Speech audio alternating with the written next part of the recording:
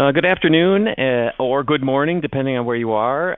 This is Tony Lasasso. I am the Executive Director of the American Society of Health Economists, and I am delighted to welcome you to this, what I hope will be a first of many webinars that are co-sponsored by ASHEcon and the Association for Public Policy Analysis and Management, APPAM.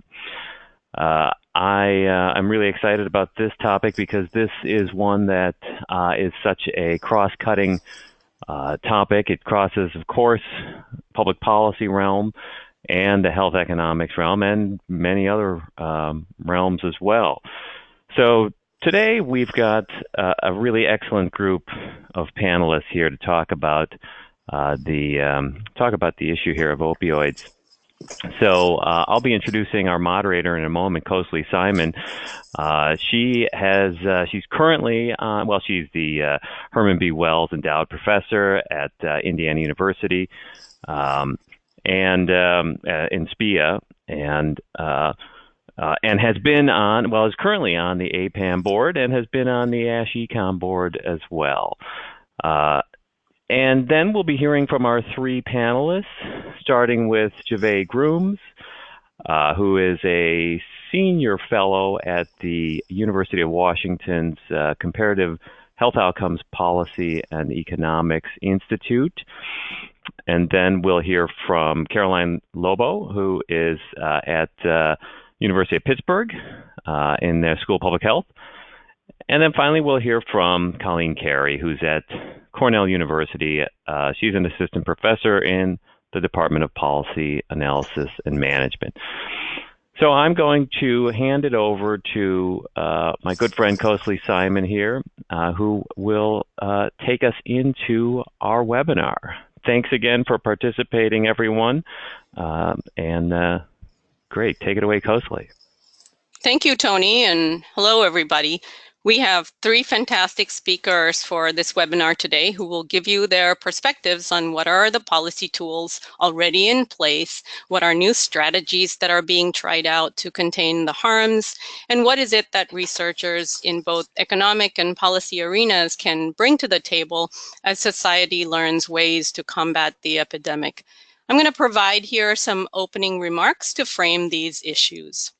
So one of the big picture questions here is understanding what got us here, whether it was just a combination of factors that included the fuel, the fire with the matches, and that just flipped the switch, or is it a structural change in American society? Another question is, what is the right behavioral model we should use? This helps understand what policies are likely to work and what insights we can take from a traditional economic framework.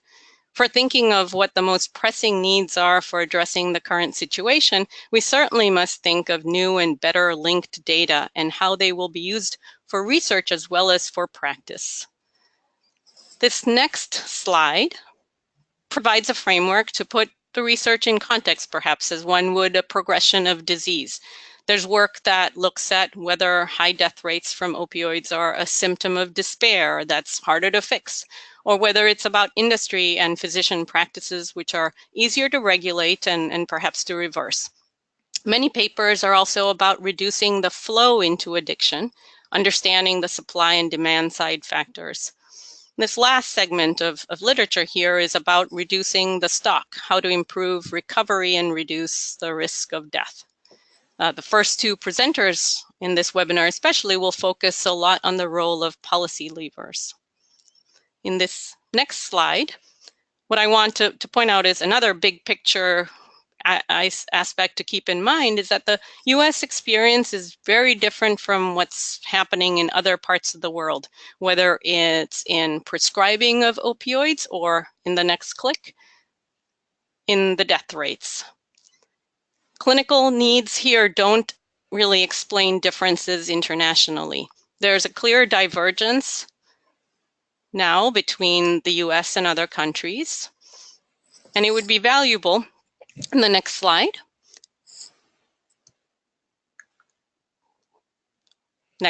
sorry. It would really also be interesting to see Whether this divergence between the US and other countries' experience was also the case in earlier addiction epidemics that the US experienced, for example, the heroin epidemic and the cocaine epidemic of the 80s and the 90s. In the next slide, what I focus on here is that one of the ways we can bring economic thinking to this problem is to ask, where are market failures? There's aspects of market failures in information markets, in the consequences for communities, and there's elements of this also in figuring out the full societal costs of the epidemic. The prescribing of opioids did slow down from around 2010, but it is still very high. One of the greatest challenges of the opioid crisis for society and for research is the shift to non-prescription forms. There's not many data sources for these, and several of the ones that have been used in the past have been discontinued. Some of the new and emerging areas of research include looking at consequences beyond mortality, especially when thinking about consequences for the next generation. It also includes understanding the supply side of providers, pharmaceutical industry, and insurance markets better. So taken as a whole, we hope this webinar will put in perspective the ways in which economic and policy insights matter to the study of this addictions crisis and the importance of new research with better and more linked data. I'm now going to turn the microphone over to Jevay Grooms from the University of Washington. Thank you, Kosali. So what I'm going to focus on talking about today are some of the tools that are in place to help address this opioid epidemic. Kosali kind of presented some background information and discussed the outcomes and mortality. So now if we think about some tools that have been used, at the federal level, the CDC has stepped in and has, the next slide, please. The CDC has stepped in and has suggested fewer prescriptions, but also not just fewer prescriptions, lowering the number of days a prescription is written for, and also lowering the dosage.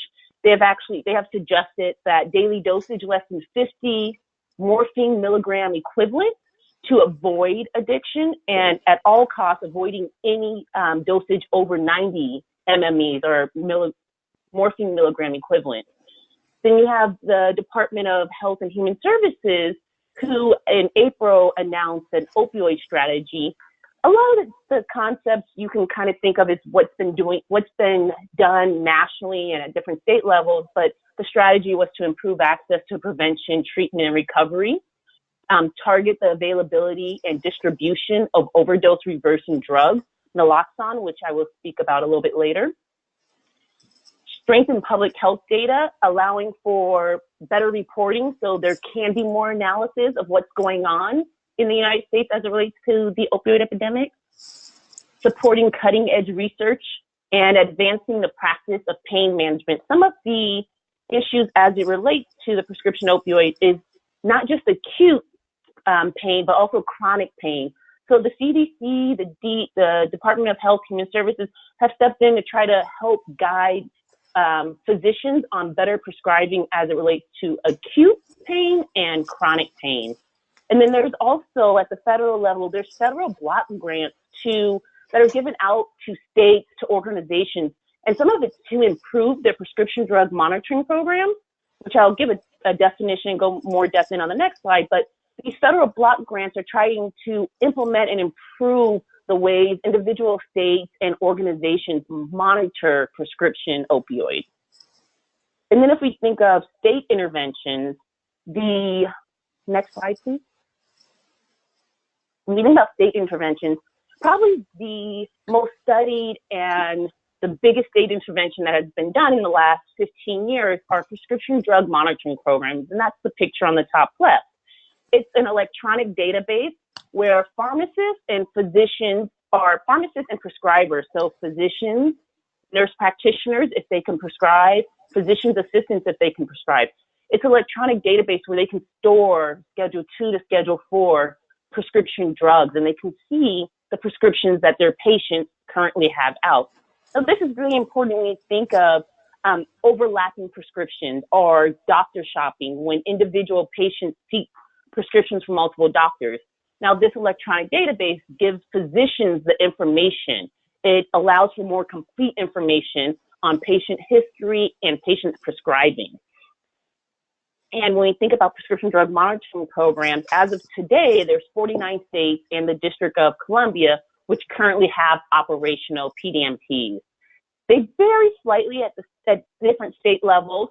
Some mandate a query, which means physicians have to query information about their patient on this database before they prescribe. Some also vary in how frequently they're updated. If you look at the bottom right of the page, it shows you the frequency of data collection. So as of right now, Oklahoma is the only state that has real-time updates. So when a physician prescribes, the database is updated daily. A lot of states it's updated weekly or every couple of days. This update allows physicians to have more complete information. It allows them to prevent abuse or to catch abuse early. And then some of the other state interventions are Good Samaritan laws. 36 states have Good Samaritan laws. Good Samaritan laws generally provide immunity from arrest, charge, or prosecution for certain controlled substances and offers for certain controlled substances for a person who is either experiencing an opioid-related overdose or observing one. So they can call 911 so the individual can get treatment and they're not in fear of being arrested. Different states also have laws explicitly geared at doctor shopping, at pill mills, physicians who are writing prescriptions for pain management clinics, and the limits on number of days supply. States vary, but a lot of states have began to implement limits on the number of days supplied, especially for acute pain. So that would be the pain opioids you may receive if you go into an ER because you're having back pain. That would be the acute pain. And then some of the medical professional interventions. Next slide, please. So Naloxone is one of the largest interventions, in my opinion, in the last 10 years. In 2001, New Mexico was the first state to allow regular access to Naloxone. In 37 states, you can now get it without a prescription drug. Naloxone is an opioid. It can reverse opioid overdoses if it's administered timely. A lot of first responders carry Naloxone. In some states, police officers carry Naloxone. It's also, I think that on the slide, the link is live, but there's actually a website where you can go and find where you can locate Naloxone in your state if it's available. One of the CDC suggestions is that when physicians prescribe prescription opioids, they also prescribe Naloxone with it. So other ways of medical interventions is there's been a large push to prescribe non-opioid medications and also encourage non-pharmacological treatments, maybe physical therapy. Another push is for pharmacists to take an active role. As a pharmacist, they're on the front lines and they can see before they hand out the prescription what's going on. They can educate the patients more, spend more time making sure that patients are extremely clear of the different options.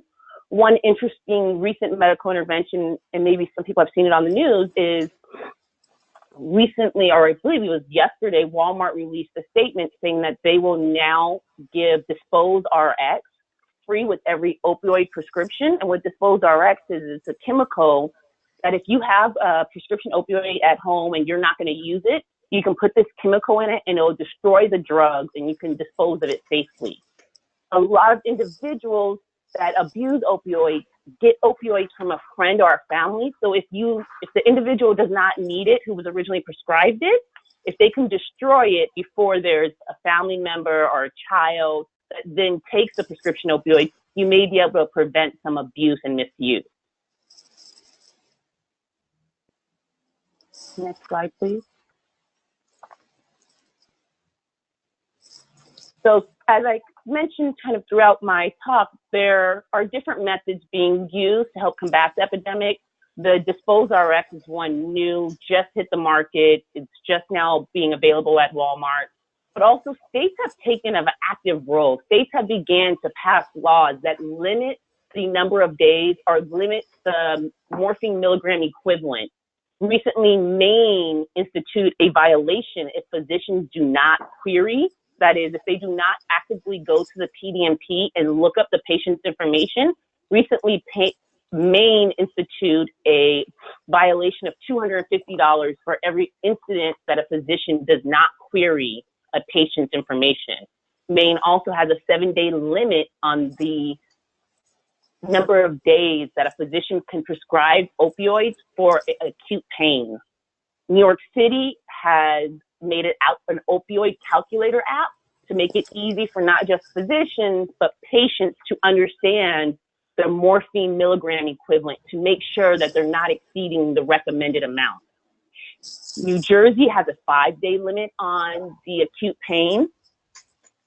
And so different states are taking an active role in regulating how the prescriptions can actually be prescribed and aren't leaving it to the physicians to adequately prescribe.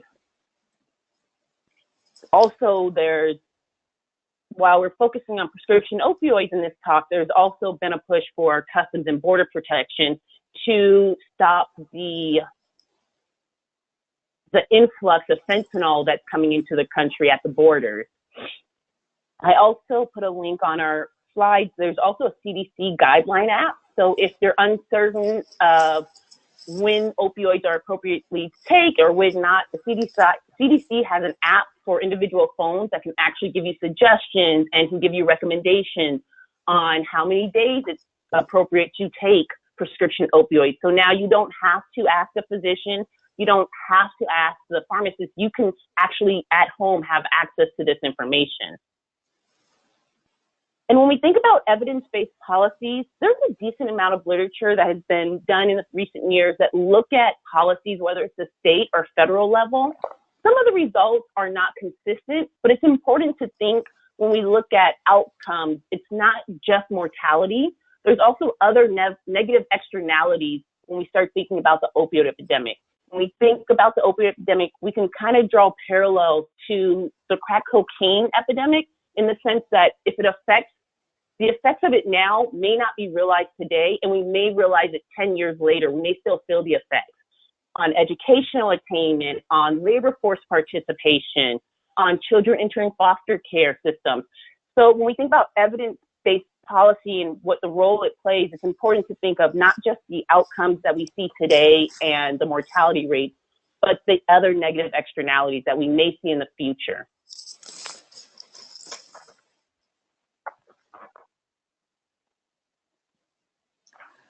Hi, this is Caroline Lobo. I wanted to thank Jevay for providing a great background on the policies, and her section perfectly complements what I'm going to talk about.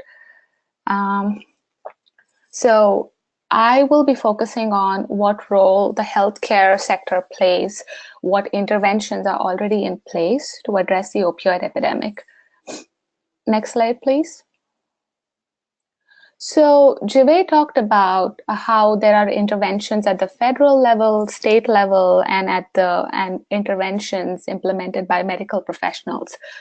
And another way to classify these interventions is looking at prescription origination points. These are points where prescription opioids are dispensed.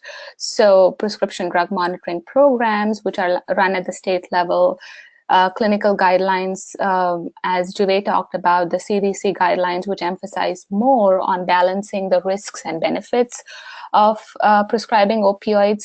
Then there are state level laws, such as having limits on the number of days supply for the prescriptions. There are also other strategies which include improving awareness, which includes patient and provider education, educating patients on safe storage and disposal. Then there are health system level strategies, which include patient review and restriction programs.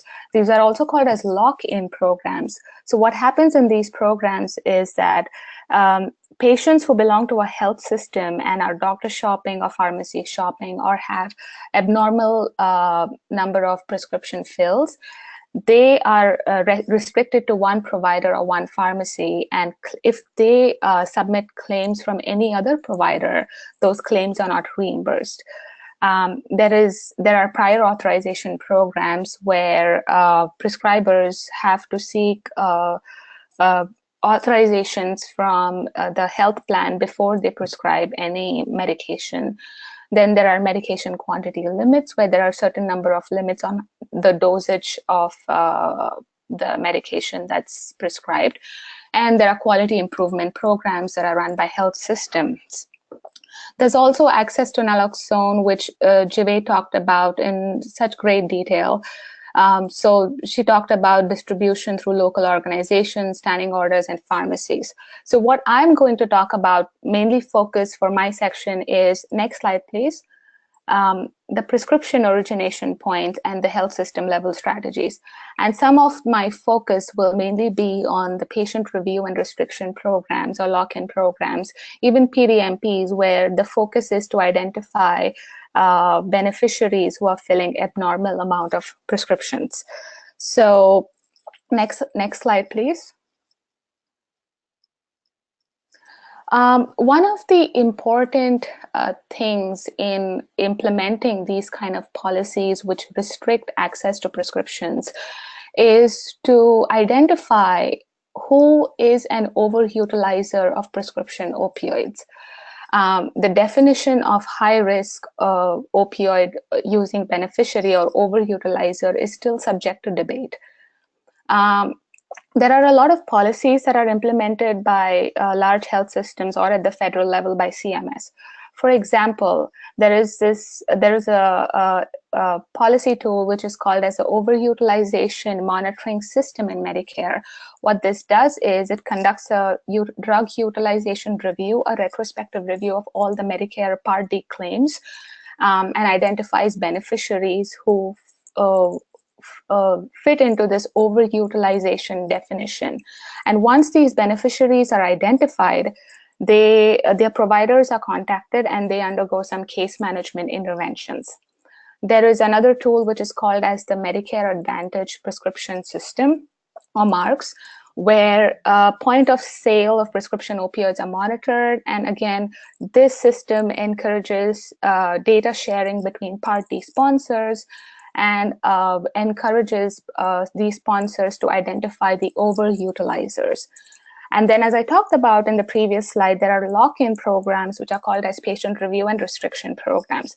I specifically included this intervention here today because Medicare is going to implement this program by 2019. So, as I said before, if beneficiaries who potentially fit into this definition of overutilizers, if they're identified, then their claims are restricted to one provider and one pharmacy. Next slide, please. So who is an overutilizer, or what definitions have been used before? One example is CMS has used the following threshold during a 12-month period. So what this means is, during a 12-month period, if they identify beneficiaries who fill more than 120 morphine milligram equivalents per day over 90 days and obtain prescriptions from more than 3 prescribers and fill them at more than 3 pharmacies, those beneficiaries are eligible for case management interventions. However, there have been lock-in programs which have been implemented in Medicaid for the past 3 decades. Next slide, please. So all the different state Medicaid programs have different definitions of who could potentially be an overutilizer. So for example, if you look at the first row for the state of Colorado, over a period of 90 days, if a beneficiary fills more than 3 drugs in the same therapeutic category, or more than 16 prescriptions, or fills them at more than 3 pharmacies, that beneficiary is eligible for a lock-in intervention. However, if you look at the state of Wyoming, they have only the criteria for the providers. Beneficiaries who fill their opioid prescriptions from more than 2 prescribers or more than 2 pharmacies, they are eligible for lock-in interventions. So there is a huge variability in defining who could potentially benefit from these interventions, and there are unintended consequences of these interventions. What could happen is these definitions lack sensitivity in truly identifying who is a doctor shopping beneficiary or a pharmacy shopping beneficiary. And there is also a lack of specificity in the sense that there are some beneficiaries who actually have pain management needs. They have some chronic pain, and they might actually not be overutilizing opioids, but they may need to go to multiple providers. So one important question is, should we really look at only the prescription criteria and the provider criteria, or should we look at the beneficiary's overall health status to determine if this beneficiary is eligible for a lock-in intervention or not? Next slide, please. And again, there was this report by the Government Accountability Office where they said, this was published in October of 2017. They reported that while if you take the prescription criteria and the provider criteria, the report identified only 33,000 beneficiaries. But if they only restricted that criteria to the number of morphine milligram equivalents per day, they found 727,000 beneficiaries who could be eligible for interventions. So as I said before, it is very important to decide what criteria should we look at before deciding who is overutilizing opioid medications. Next slide, please. I'm then going to, my next few slides will talk about prescription origination points. And next slide, please. So as Jevay mentioned, opioid prescribing has been a focus of many interventions, and many states have enacted laws. I won't go into the details of all these laws because she provided much better detail. However, I want to emphasize on the changes in opioid prescribing patterns that have occurred over the past few years. Next slide, please. So this slide shows that this study found out that from 2007 to 2012, there was approximate 12% increase in opioid prescriptions dispensed by prescribed by physical medicine and rehabilitation specialists, pain medicine specialists, family medicine, and general practitioners. However, there was like 5 to 10% decrease in opioid prescriptions dispensed by surgeons, dentists, and emergency medicine physicians.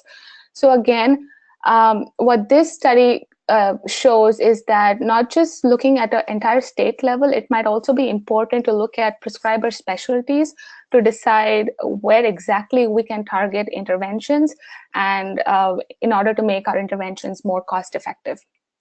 Next slide, please. So in the interest of time, what I'm going to talk about, Jevay already mentioned the pill mill laws, doctor shopping laws, and pharmacy laws. So I will talk about the evaluations that have been, some studies that have been conducted, which showed how effective these interventions were. Next slide.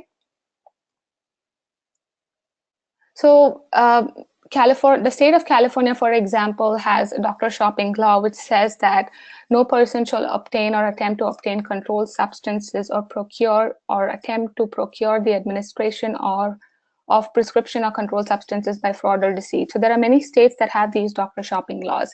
Next slide, please. So pill mill law, this is a great example. That was, pill mill law was implemented in Florida in 2010. And this study was published in JAMA, which showed that 1 year after implementation of the pill mill law, there was a modest decrease in the number of opioids that were sold. So there was a 2.5% decrease in the number of opioids sold 1 year after the implementation of the pill mill law, and a 1.35% decrease in the number of total opioid prescriptions that were dispensed. Next slide, please. And then there is the Good Samaritan law, which studies have shown that after implementation of these laws, individuals have reported to becoming more aware about these laws and calling 911 in case of any overdose emergencies that they come across.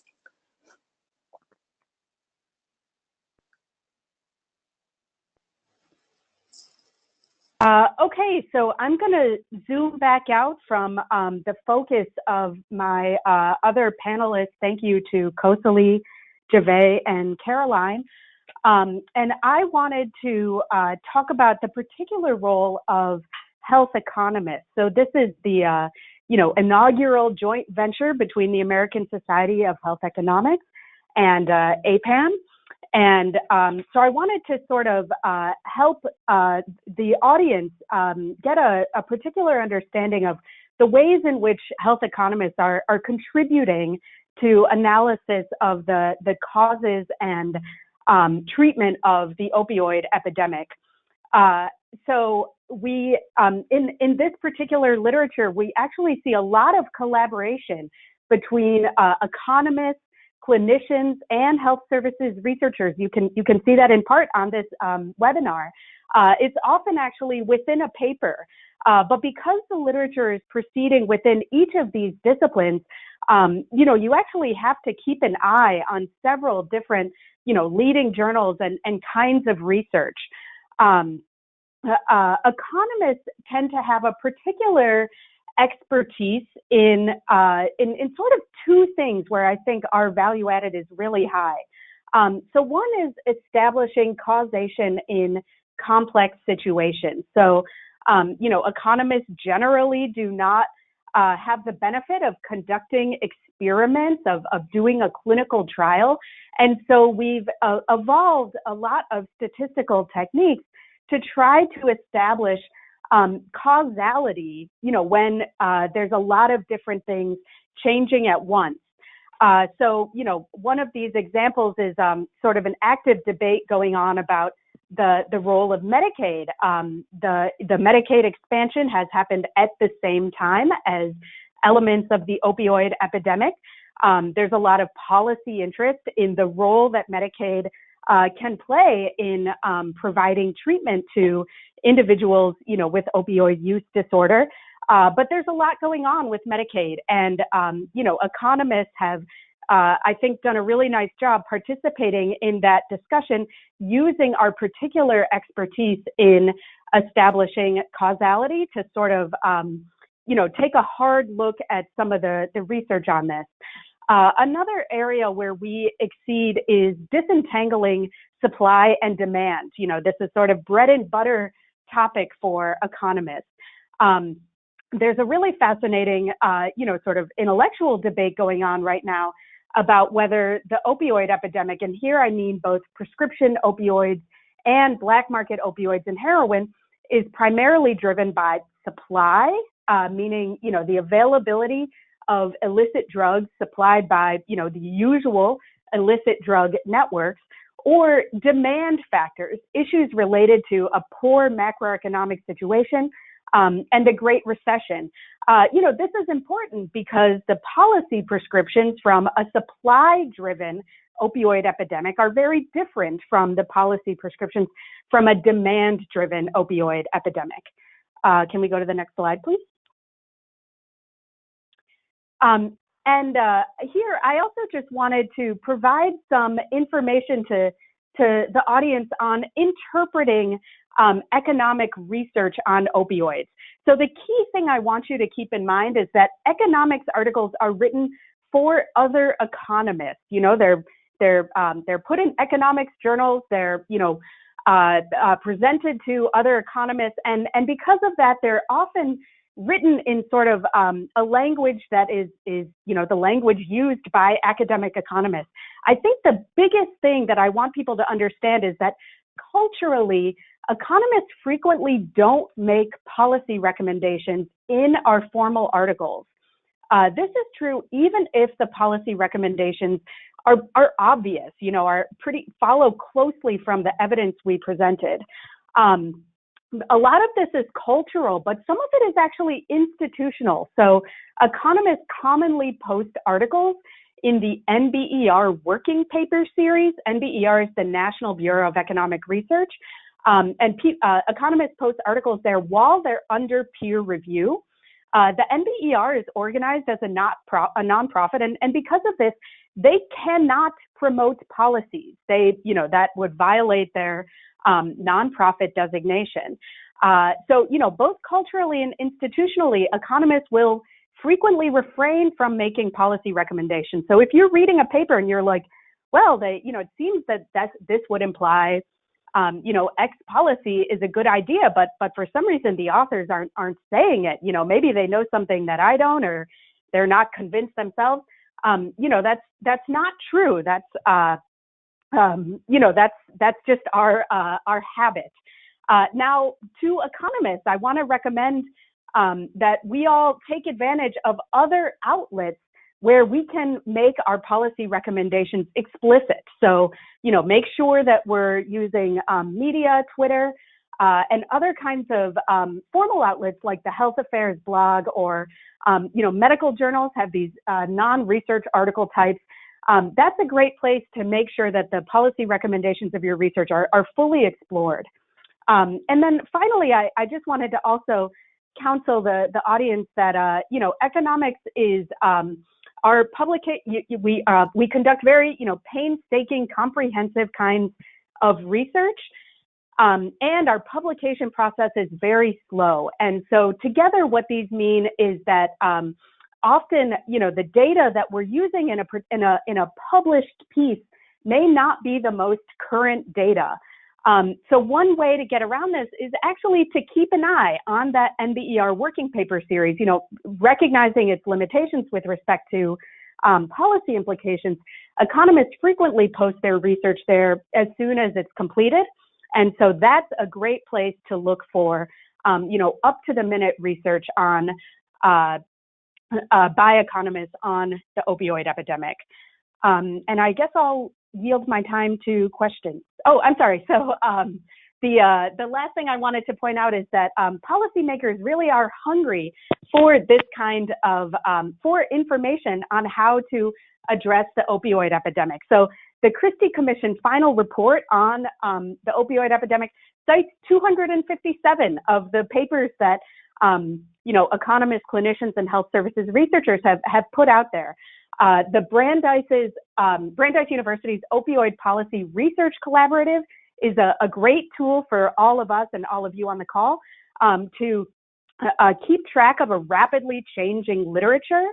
And, in addition, we should all recognize that, as we saw from Carroline and Jevay, there's a lot of innovation going on at the state and local level here. So it's not just about convincing federal policymakers. Thanks very much.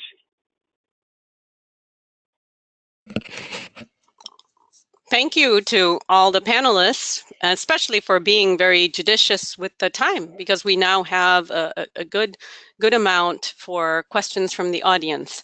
So if you have a question, please jot it down and we'll field it to the panelists.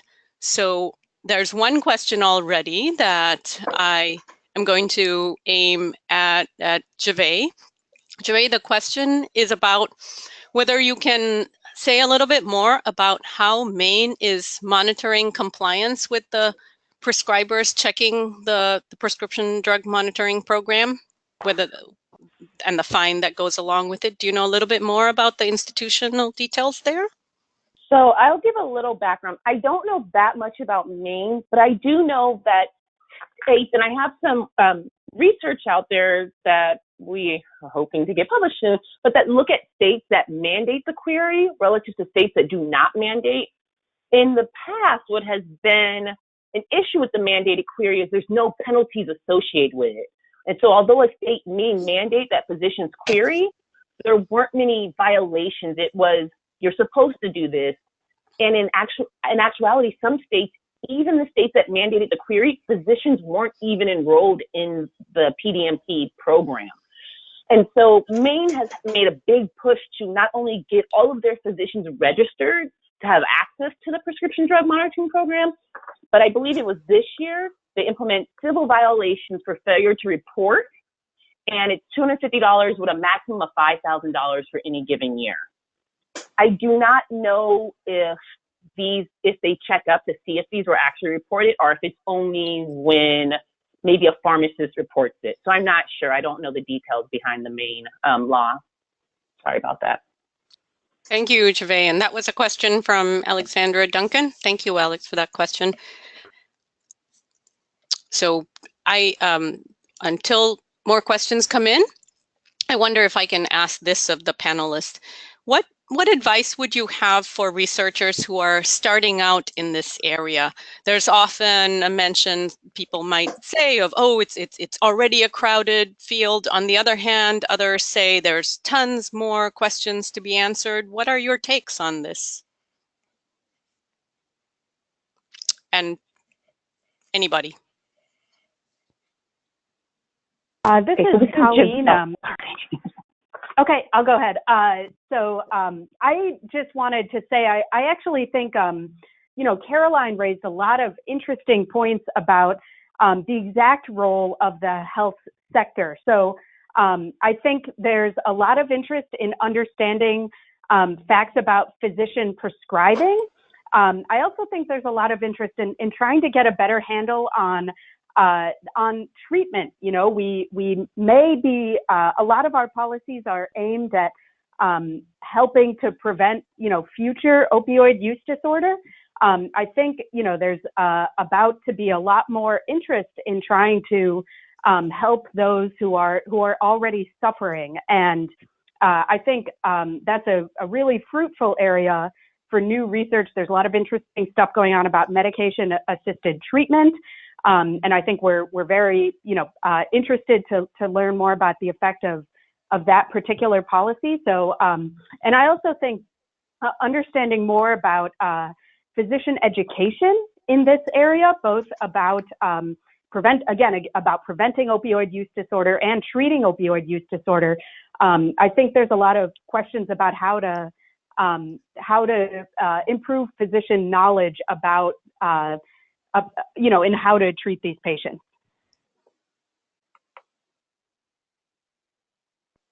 Carroline, do you have thoughts that you'd like to add? I was going to say that there are a lot of nuances that we still have to understand. Like I was talking about how we identify high risk beneficiaries and defining that. Not just like at the federal level, but also within health systems, patients are different. What is applicable to Medicaid, where there is a high prevalence of, a prescription opiate use, overdose, as well as comorbid mental illnesses. Those patients are very different from Medicare patients, and Medicare and Medicaid beneficiaries are very different from the commercially insured populations. So even within populations, there are a lot of nuances that we still have to understand. And then as Colleen mentioned about understanding prescribing practices, if you look at studies, most of them are focused on a specific type of patient population, which might not represent what the other health system is doing. So I think that's important as well. Patient, provider, and education, that's a very important piece. Also understanding when a patient starts opioid therapy, what is the first starting point? Can we substitute opioids with other kinds of pain medications, or having some sort of a decision tree to understand which route is more optimal? So I think there are a lot of opportunities still there to understand the nuances of this epidemic. Great, thank you. I'm going to take a question from the list that's come in. David Bradford asks about characterizing laws for policy research. Often the laws are complex and can be implemented very differently from how they're written. What advice does the panel have about how to go about coding? Mostly we're using binary indicators for these studies. How to implement that for research? So Jevay, would you like to? Jevay. Yeah, this is Jevay. And Since I've done this in my research, I agree it's very complicated. Every state does not have the same exact law, and there's similarities. What my co-authors and I actually have found is we go to the state laws and we read them. That is very time consuming, but that's the only way we can really know the comparisons between two given states and how they're similar. There are a lot of nuances that vary from state to state, and so mostly we do use binaries, but I believe that there's probably a paper coming out sometime soon where someone is actually characterizing these a little bit better. Right now, we use binaries for pain clinics, pain management, different physician laws that are within the laws at the state level. But as Bradford mentioned, it's very difficult because every state varies. And so I feel like the only way as an economist, econometrically, we can address it is using binary indicators. This is Colleen. I just wanted to add to that. Yeah, one of the other complications that I've encountered is that states tend to pass a package of reforms, right? There's sort of a big piece of legislation that comes through the state legislature. And so, they may be strengthening their PDMP. They may be, passing pill mill legislation, all at the same time. And so, in one of my papers, we had a whole section where we looked at, we had a bunch of states passing the policy we were evaluating, and we looked at, other policies that tend to be passed at the same time, and then evaluated those independently. And happily, we got sort of a clean story. The policy that was the focus of our paper had an effect, and these co-occurring policies, when passed on their own, didn't have an effect. But, so we encountered that and had a statistical technique to try to address the fact that, there's often many reforms happening at once in these states. Thank you.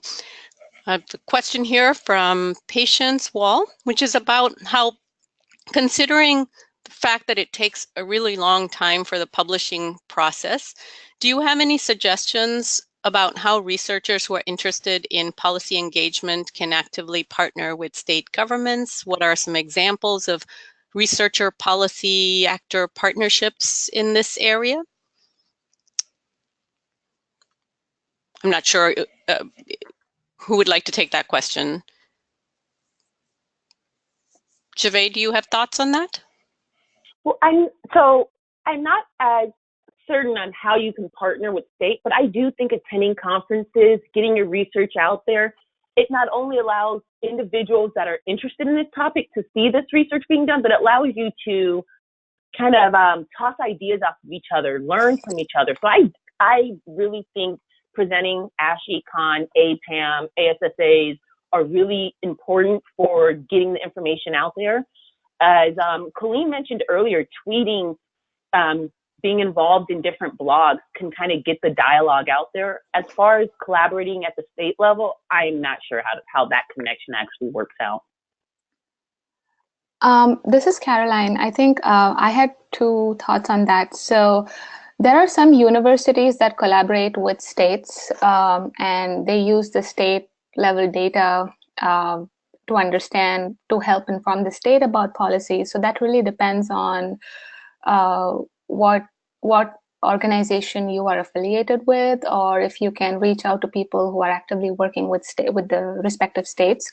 Another thing I wanted to say is when I presented one of my research papers at the Addiction Health Services Research Conference in October last year, the conference organizers happened to tweet one of my presentations, and then somebody read that from the Iowa counter, I forgot what it was, drug task force or something like that. Somebody reached out to me and was interested in understanding my research and see how that will benefit their program as well. So definitely, like Jevay mentioned, conferences, tweeting, reaching out to people, that's, I think, one of the best ways. Great. This is Colleen. I have one more thought, sorry. So I think a nice win-win kind of collaboration can be reaching out to the operators of a state PDMP. Some states, not all states, are allowed to disclose their PDMP data to researchers. And that can create a nice feedback. You know, you can analyze their PDMP data and give them information on you know, prescribing in their state, and the operators of the PDMP are, you know, state employees themselves. They usually work in the Capitol. They know other state employees. And so, you know, policy recommendations you can make to them, those people are, you know, sort of the trusted authority within the state Capitol about, you know, the prescription drug abuse epidemic. And so I think that's a nice connection that, you know, has benefits to both sides. Thank you. I'm going to ask a question now about levels of federal, state, and local policy. This is a question from Heather Huffman. It's about whether, which level would you say is most informative in terms of understanding the effects of policies? Where is it that there's the most amount of exogenous variation to simulate a natural experiment when you're designing a research study? Is it federal? Is it state? Is it local?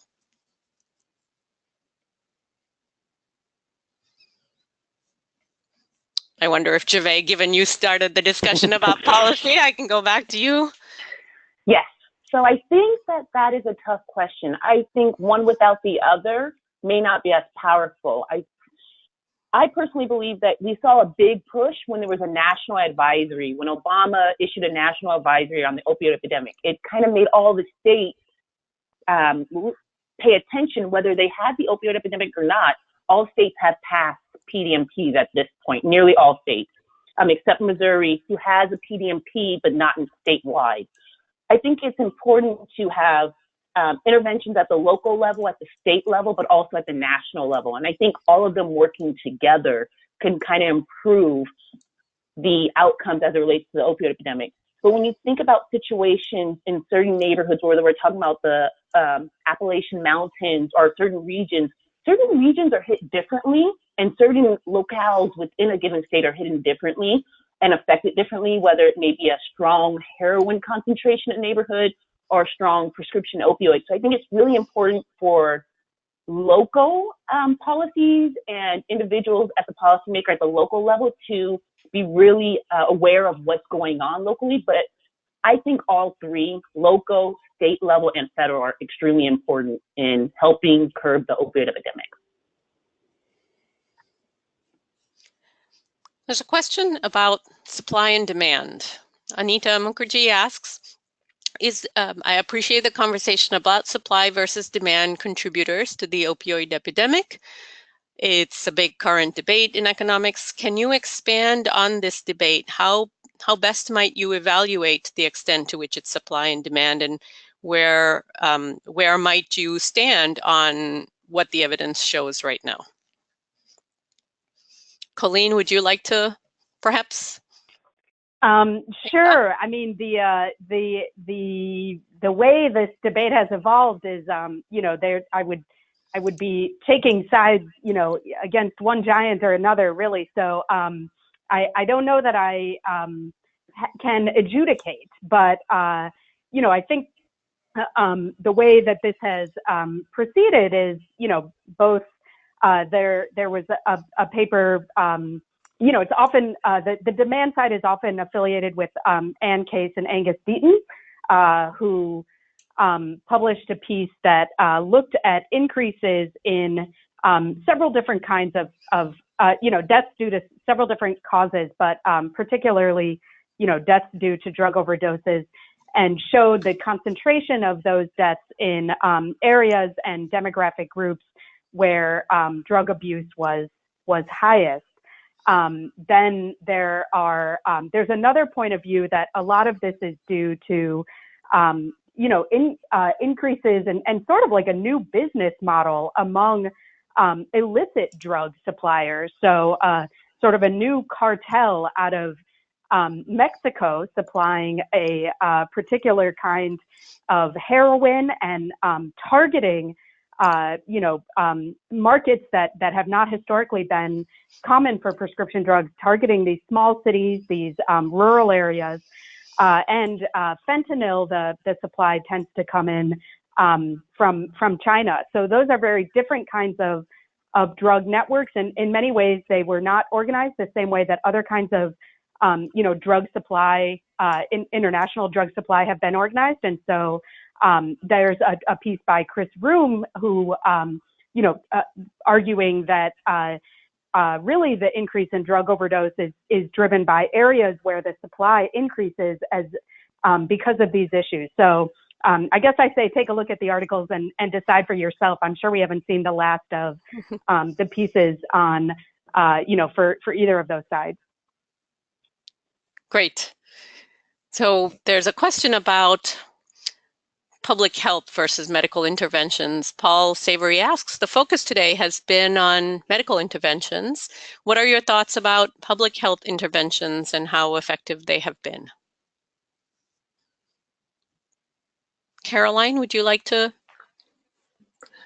Yeah, sure. I think, as I mentioned before, if you look at public health interventions, there are safe storage and disposal of opioid medications. There's the patient and provider education piece. But I feel that there is a lack of literature on the effectiveness of these interventions. And most of the examples I provided in my slides were mainly based on the policies that were implemented at a large scale. So I think there is a need for understanding what these, how effective these interventions are, and that sort of unmet need in the area. And I think it would be a great place to do more research in that field.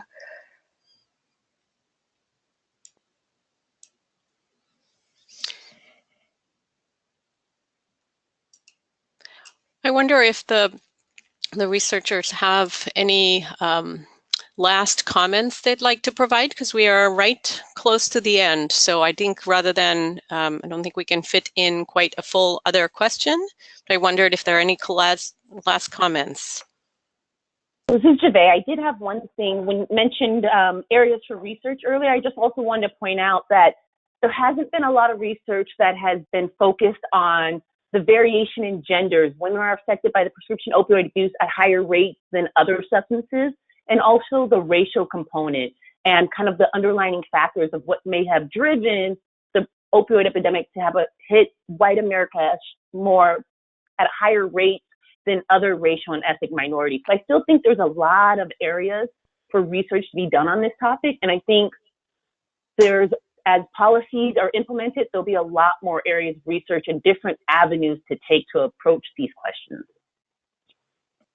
Great. I think that's a good point to be emphasizing on what are the aspects of the opioid addictions research areas we haven't touched on yet.